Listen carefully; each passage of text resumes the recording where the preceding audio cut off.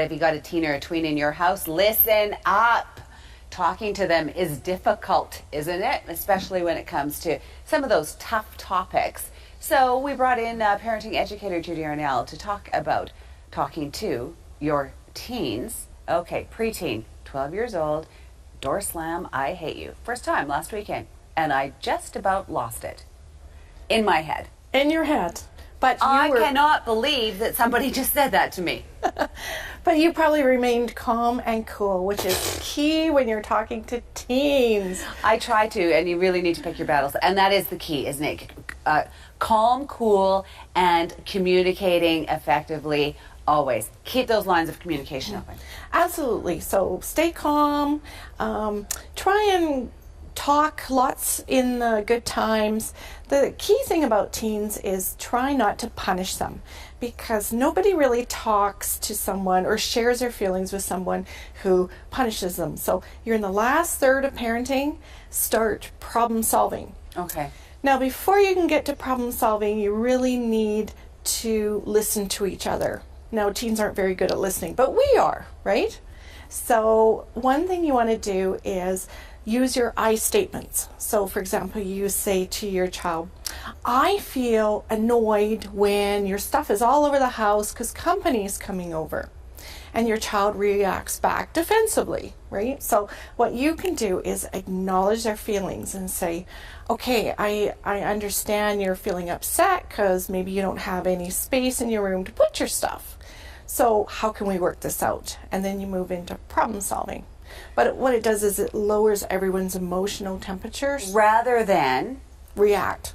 Get your stuff out of the way because, because that nobody's going to get anywhere with that. Right. That just ruffles up feathers, and then you get the door slamming or you get the eye rolling.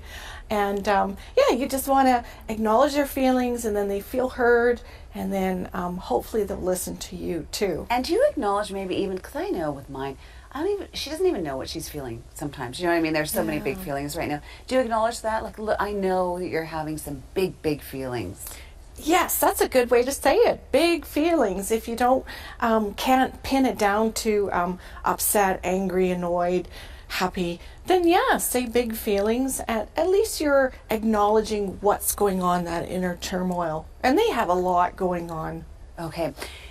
And when it comes to solving those problems, you raise a good point. You're not even going to get to problem solving if you're just at odds. So that's where the communication, the parent keeping calm. But boy, Judy, how hard is this? It's hard. It's very hard. IV me up with the scotch, please, because it is very difficult. It is hard, but you're also teaching kids good practice in relationship conflict and dealing with problems, because they're going to have to deal with that later with their employers, their partners, and you're the first model for how to resolve respectful conflict, and keeping calm is the big key. I need one of those t-shirts that says keep calm and carry on, because I tell you, puberty is killing me. All right, keep those lines of communication open. If you don't have them open in the good times, they're probably not going to be open in the bad. So keep those lines of communication open. Stay calm.